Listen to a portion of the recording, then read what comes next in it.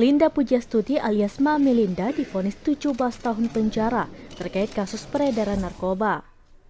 Vonis itu dibacakan Majelis Hakim dalam persidangan di Pengadilan Negeri Jakarta Barat pada Rabu 10 Mei 2023. Kemudian Majelis Hakim juga menjatuhkan hukuman denda terhadap Linda Pujastuti sebesar 2 miliar rupiah. Selain itu, Linda alias Anita Cepu juga dibebankan untuk membayar biaya perkara Rp5.000.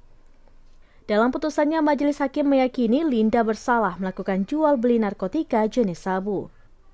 Vonis yang dijatuhkan ini diketahui lebih rendah dari tuntutan yang diajukan jaksa penuntut umum, yaitu 18 tahun penjara.